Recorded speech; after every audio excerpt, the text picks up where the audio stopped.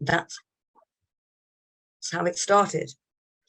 So I'd like to start by telling you a story before we show the first slide. And that was one about a young girl who attended a Hertfordshire school program this year. We'll call her Laura, a very quiet and shy 13-year-old, and one of 11 students who joined our program. It was at the inaugural workshop that we had this boisterous crowd of young children, and apart from Laura, who wanted to disappear into the background, and head down, hands nervously fiddling with her pen and avoiding eye contact throughout. At the end of the workshop, we always ask for volunteers for roles and speakers for the second workshop. There was a mix of enthusiasm and resistance, and Laura was still looking down. Then she raised her head shyly, and as I caught her eye, I said, "How about being grammarian?" And she said, "Okay." Sort of quite pained, but she said, "Okay." And as she left at the end of the session, she came to chat to us and said to Vicky and myself, and she said, "Thank you," which is more than anybody else had done. So grammarian she was, and the next 2 sessions saw her taking on roles of quote master and timekeeper, her confidence gently growing, and she always had that friendly little chat to say to us, to speak to us at the end of at the end of the session, as everybody else stormed out, and she was there to say something rather nice to us. At the end of session 4, she asked if she could deliver a speech. It would be entitled Everyday Life. And we said, of course. We were absolutely delighted. And in her speech, she described what history is, how it related to our country, our lives and events. It was eloquent, it was uplifting, it was thought-provoking, and it had structure, pace, and a memorable conclusion. I think Vicky and I could have cried. Laura had found her voice. There are 2 important points before we go on to the subject itself. The first, I'm probably repeating a little bit of what Sutton has said, but the first part of the presentation is focused on the programme that Elizabeth Jordan, Vicky Wilkinson and I have worked on and delivered in the UK. The second part will be delivered by Brendan Horton, and he will share the great work and success that he's been involved in over many years in Ireland. But it's important to point out that the way of operating in Ireland is slightly different from the UK. We'll be sharing a lot of information this evening, but there will be a handout available online to back up the presentation, together with links to certain websites we've spoken about. So there's no need to take notes unless you particularly want to. And we also have a resource pack containing all the materials required to start a program and run a program, which I think you'll find really useful, especially with the Toastmasters International shop being closed. But let's now talk about the basics of the Youth Leadership Program. Yes, it's for supporting and developing young people in their speaking and leadership skills. Young people like Laura need to find their voice and their confidence to get on in the world and be the very best they can be, some of whom will be the leaders of tomorrow. They are you and me when we were 13. Can you remember how you felt then? Nervous? Unsure? I certainly did.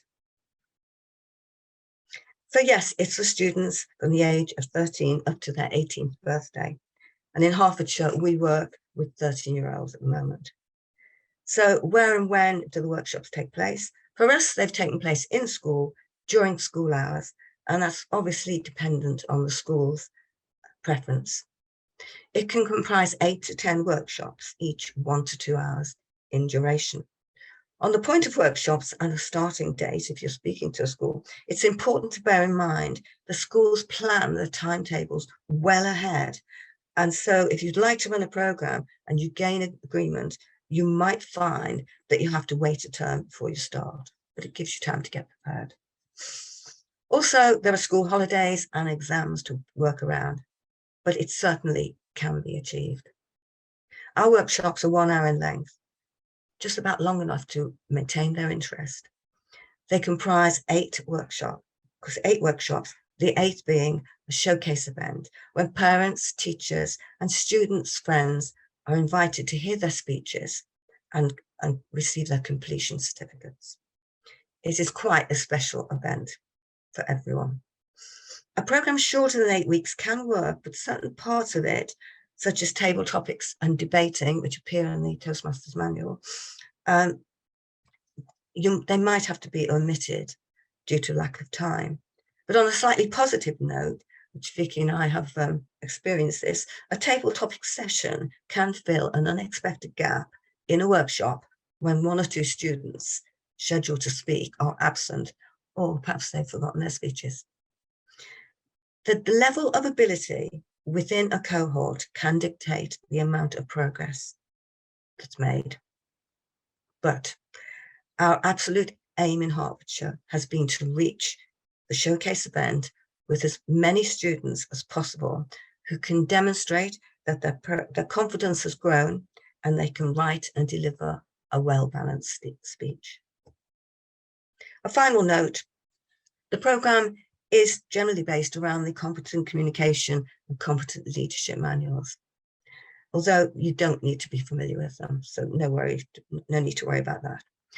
This photograph, by the way, excuse me, was taken at the showcase event, as Elizabeth said, for the first cohort that we worked on together back in 2018. They were a really good group.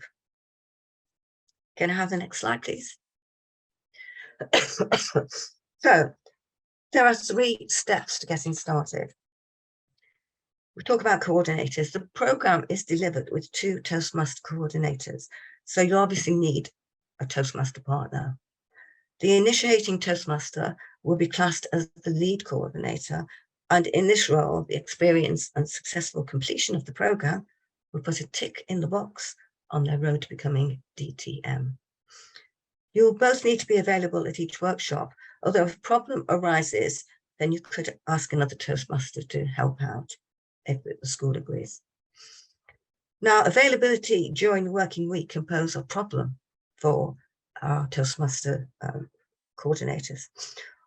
Although these days many people have flexible working arrangements, so it can be less of a problem, possibly these days, or find a Toastmaster who's retired, like me.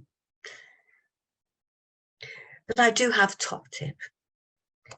Some companies have corporate social responsibility policies, where in a number of different ways they commit to playing a positive role in the community.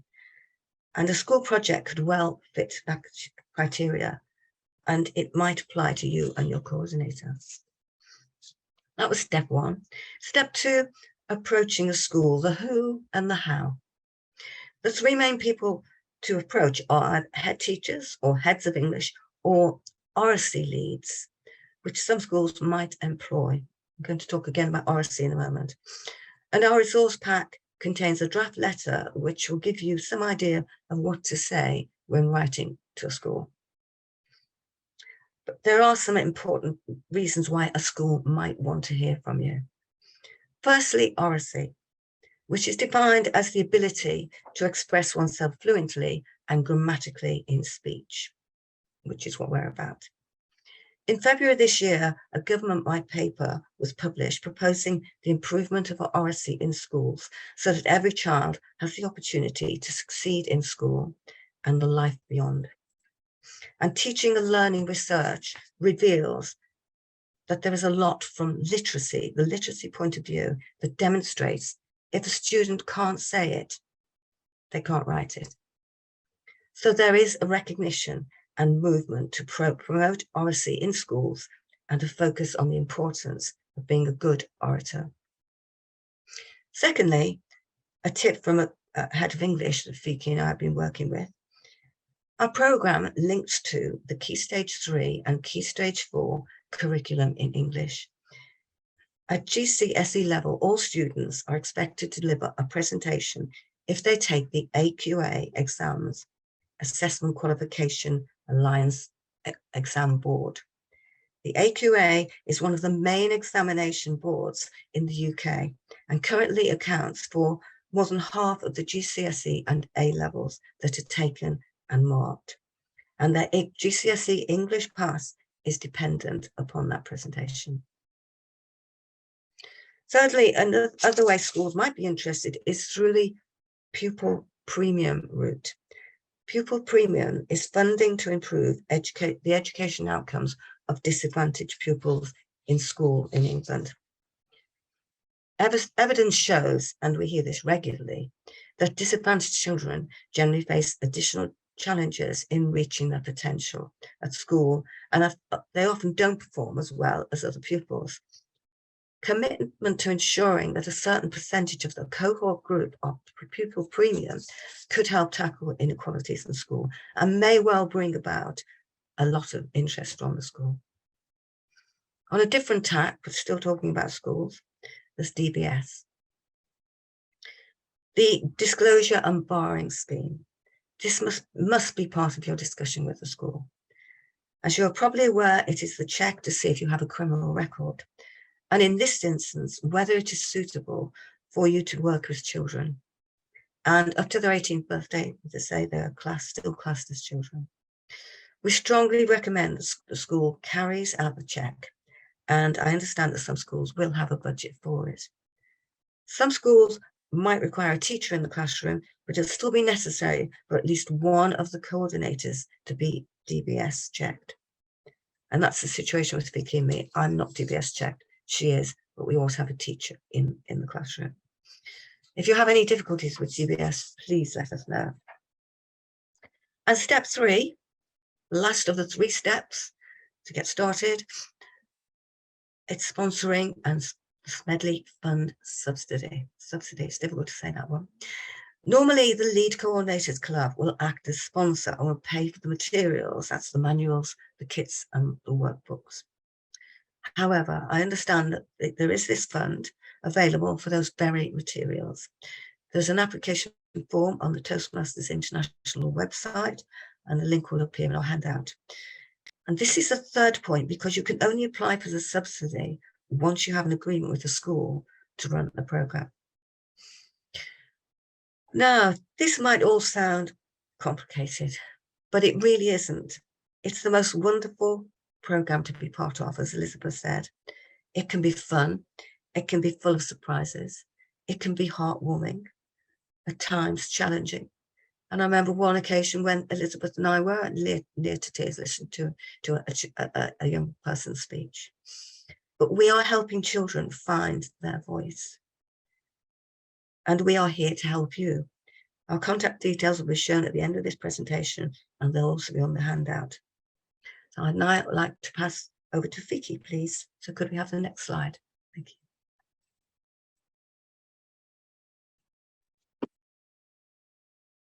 Thank you very much, Liz, and the whole team of the 3 Musketeers that I've worked with Sultan, Liz, and Brendan. My name is not Luton Toastmasters, but I left that in purpose because I think Liz has just mentioned that there's excitement and there's challenges when you're dealing with school children. And whilst you're asking them to name themselves, they'll give you certain names where you have to be diplomatic and say, what is your real name? So I might ask the Zoom master to rename me to Vicky Wilkinson. That was just an example of one challenge you might come across and how you deal with it. So I'm going to talk about the content that you will need to follow, not to follow, but a guide of how you can actually structure the program. So the first session involves the chairmanship principles in election of officers. In the first session, this is the time to actually vote for the president for the session. Why we say vote for him or her is because we ask the students to decide who they want to be their president. But we actually vote for 2 presidents. So the first president will run, if you're doing an 8-week program, will run the first 4 weeks, and the next president will run the next 4 weeks. Whilst you're running the sessions, identify other people that may fill that role, because we had a situation where the president decided in the middle of the 2 or 3 weeks she doesn't want to do it anymore. And we had a volunteer who said, I'll do it. And she did a good job of it the last 4 weeks. So whilst we vote for the president, identify people that you can call on if that situation arises. We did not use the VPE and Sergeant of Arms role because one, we didn't see the need for it. And secondly, there isn't enough time to actually sort of facilitate those roles. Once you've done the voting of the president, the next stage is the explanation of meeting roles.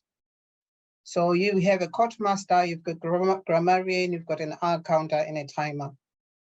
These roles are rotational weekly and are confirmed at the end of each session, so that when you get in the next week, you're not starting to say who's going to be our timer, who's going to this. You do it at the end of that meeting.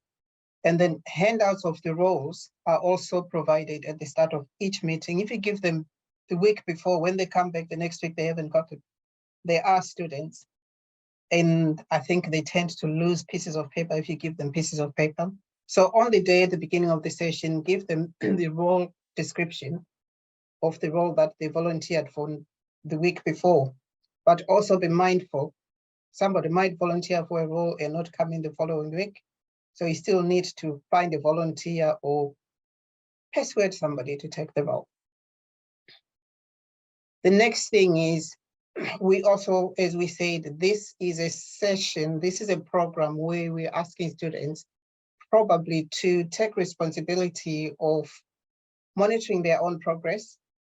Instead of us saying, oh, you did well, what do you think? We're saying to them, how do you think you've done? You actually evaluate yourself. So for the students to assess their current speaking skills and measure their own ongoing progress, a personal evaluation mini form is provided for completion. On the first day, you ask them to rate themselves what they think their speaking skills are, and progressively as they continue every week, they can actually sort of, you say to them, now, last week you were in this place. How do you think you've done this week? They actually rate themselves. Instead, you can't sit down and do all 12. It's really more, I think, fulfilling when they do it themselves and they measure their own progress. And then in the same session as well, to set the scene, one of the coordinators does deliver a 3-minute speech.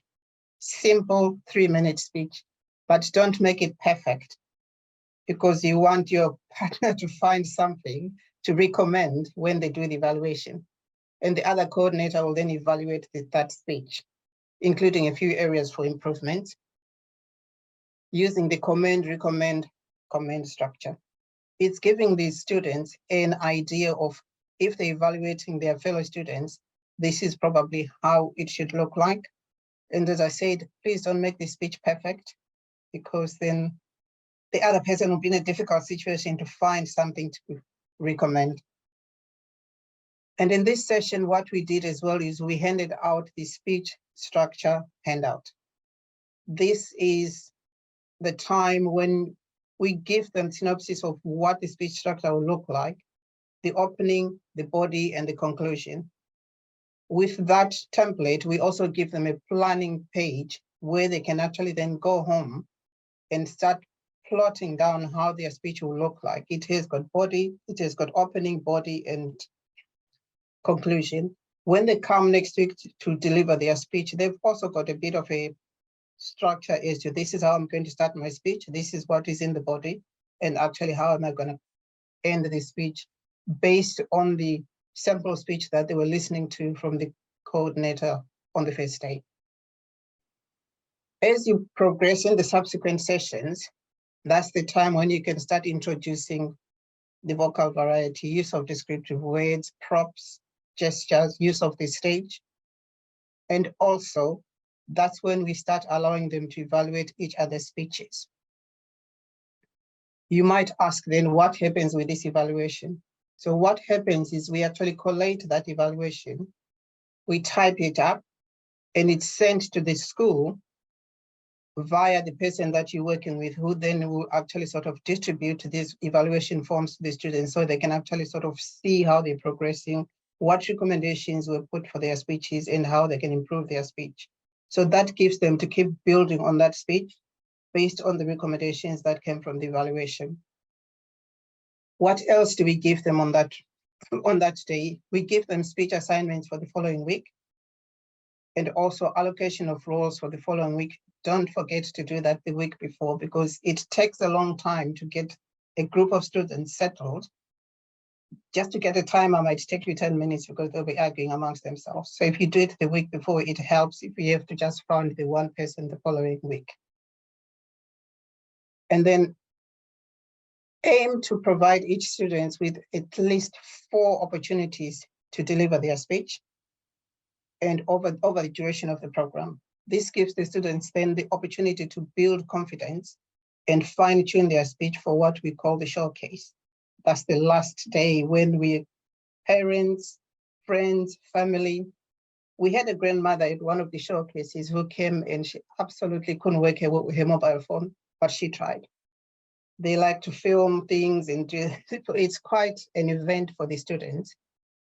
And when the day comes, you actually see the bright smiles and everybody's faces wanting to do something, but be mindful there are some students who don't want to do it.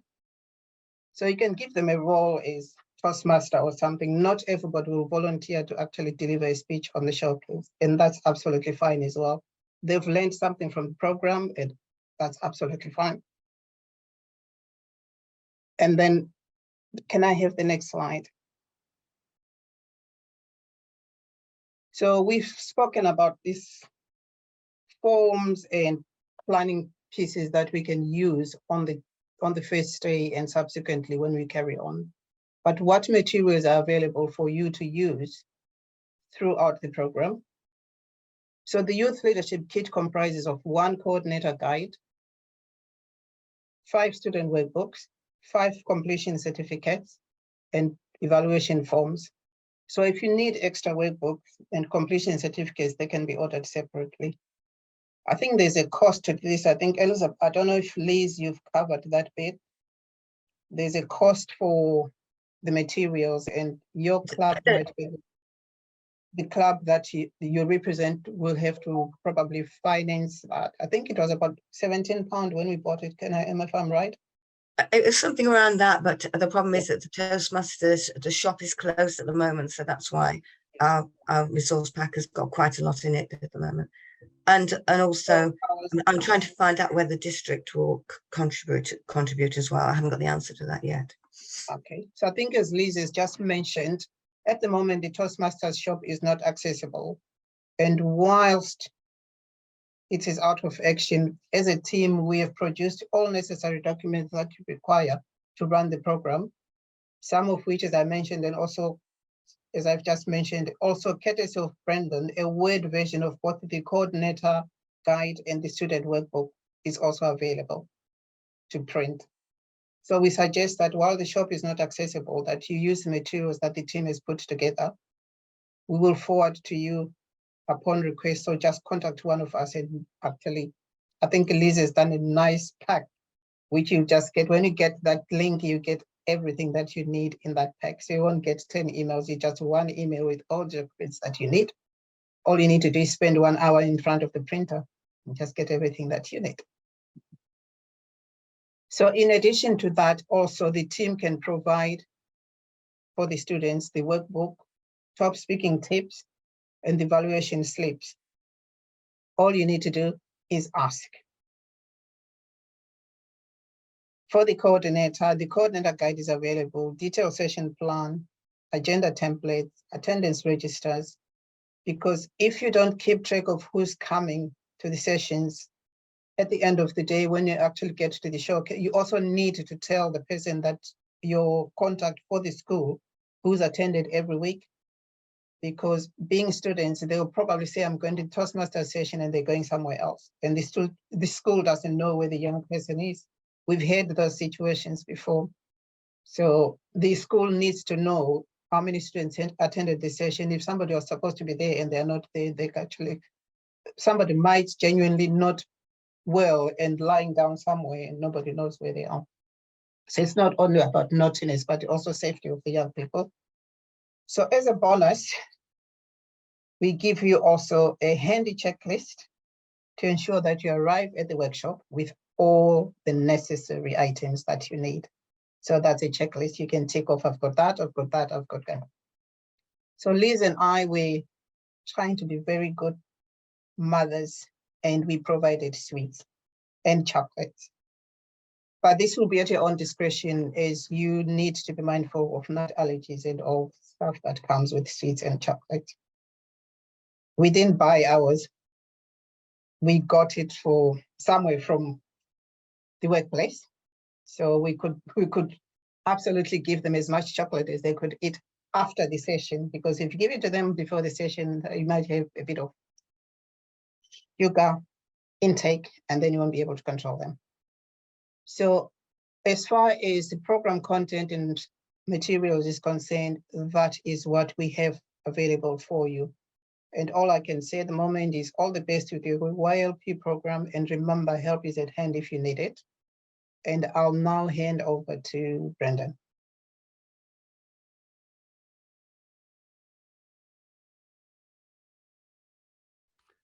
Thank you very much. I just share my screen with you now. If you can just hold on for one moment, and we will take. Brendan, please introduce yourself. We missed that part. Yeah. Oh, okay. Right.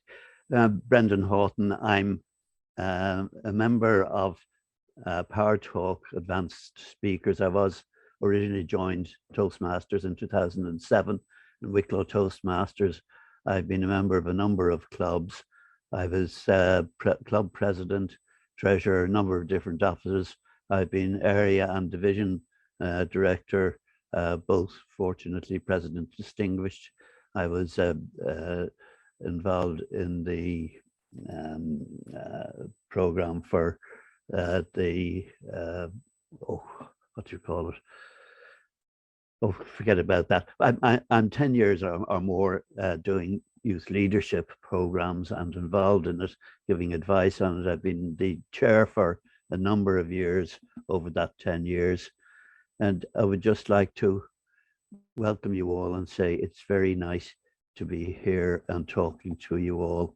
I would like to congratulate the previous speakers for the explanation of the program.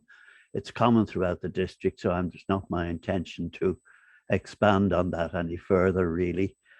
And I will tell you some of the successes that we've had in Ireland. One thing I would say is the UK educational system is quite different to the Irish one, and the references to that don't apply in the Republic of Ireland. In the Republic of Ireland, the most common year for youth leadership is the secondary cycle transition, or 5th year. And a lot of the schools use it not just to develop speaking skills for their pupils, but also use quite extensively the table topics, because when you look at it, an interview is nothing more than an enhanced table topics session. And for that reason, they tend to do quite an amount of table topics. If you're at an interview, you're thrown a question, you don't know where it's come from, and you have to respond to it. That's exactly what your table topics is. COVID unfortunately interrupted our programs, so we've had to make a really new start. It's nice to welcome a team and to see that Elizabeth has appointed a team of people for the programs. I'm delighted with that and congratulate Elizabeth for doing that, and my fellow presenters also. I'm happy to provide any assistance that you need and support. I do actually keep a small stock of youth leadership material in the house here, so if someone needs something in a hurry, I can quite often help them with it. The other thing I would emphasize to people is that the youth leadership and the outreach programs give your club roots in your community. And this is a very good way of developing your own club. So you're setting down all of the time more and better roots into your community. And at that, I think we'll just pop on and deal with some of the examples that we have over here in Ireland. Up on your screen, you have the Holy Family School for the Deaf in Navan Road and Cloister Cravan in Delgany. The photograph on the right-hand side has Maggie Owens from Athy, Mairead Dillon from Greystones, myself, and the students from both of those colleges a couple of years ago when the last feature programme was held. It was suspended for COVID. And these students here presented a workshop to a room of about 200 teachers faultlessly. They were excellent. They also helped to man a stand at the exhibition to promote youth leadership. The FEILTE is the secondary teachers annual conference where they all get together, and normally in the RDS and Walls Bridge. We have had stands there for several years, and we have consistently presented workshops. We missed the date this year. I was late. I didn't notice it going by, but we've been invited to participate next year, both with the stand and to do a workshop on youth leadership there. One nice little touch about this group of students and the program, FEILTE program, was that the Holy Family School for the Deaf were one of the promoters of ISL and were on the program and the effort to get the whole our government to adopt ISL as a language. They actually signed the workshop at FEILTE and have done it at several other workshops that we have had around the place. So we'd like to say congratulations to all of those. The Tallaght Gael School does all their teaching through Irish, but they do have an English curriculum. So what they've used the youth leadership program for is to help their English classes to develop English speaking and the English language, because all of their other programs and subjects are done through Irish. One of the things, you will see the picture on the top right-hand corner, you will see the president of a group there with the club chain of office, and they have a little gavel which I presented them with them as well as the Toastmasters little gold gavel. It makes a huge difference to their personality and their control of the meeting if you can possibly borrow your club accoutrements for the sessions. Another youth leadership group you will see on the left-hand side is a couple of years ago in Dunboyne. Just a few more. Dungarvan CBS, led by Alan Walsh. They've been doing it three a year for a number of years, now suspended, unfortunately, hopefully going back again. Stratford College, the Dublin Jewish School. Rosscray, coordinator there was Patricia O'Loughlin, just to show you there's a variety of places and people that do it. And just in under that, you'll see one I stuck in there. The YLP is done in Nigeria, and the Toastmaster Mustafa Muhammad Jambo now leads the youth leadership in Nigeria. One very recent addition is Crystal Long, who had done this in the past, and you see her Facebook posting a few days ago. She's just started her 5th YLP workshop in Cork, and delighted to get back again. And Crystal is from Blarney Toastmasters. She's a master trainer and entrepreneur. She joined Toastmasters in 2016, and she's a former Area 23 director. I would like to mention one person who was there with you, because I just referred briefly in the slides to it, is our friend Duggan, I've forgotten your first name, Derval Duggan. Derval, as she said at the very beginning, has just completed one, and she's a new entrant into the youth leadership program. I think she's starting another, and she is in, and you'll find her on the program with this. There is a difference in the vetting in the Republic of Ireland. It's done by the Garda, the Irish police. There is no charge in Ireland. There is a charge in the UK, so it's free over here.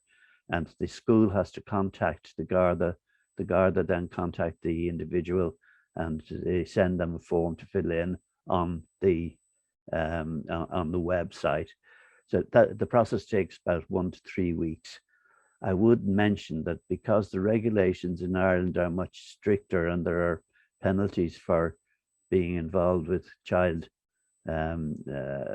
with children, unless you are vetted, there are very, very few, if any, schools that will allow anyone who is not vetted into their schools.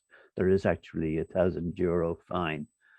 You can go on 3 occasions to a school without the vetting. 4th time extra after that, you're in serious trouble. I would like to mention insurance as well. Toastmasters carries worldwide insurance. You can get a copy of that certificate from Toastmasters. Schools will or may ask for that to show that you do have public liability insurance. The copy of the certificate is available, and I suggest that perhaps Liz and myself will get a copy and keep them here so that we can email copies of them as they are requested. That's just a little note again on child protection issues in regard to vetting. So we'll leave that and say, I do wish you all the very best of luck with your youth leadership programs. This last slide is just a little bit of encouragement to you to please get onto your club, deliver a youth leadership program there, get involved in it, bring Toastmasters into your community and ensure your personal legacy in Toastmasters by doing the youth leadership program. Thank you all.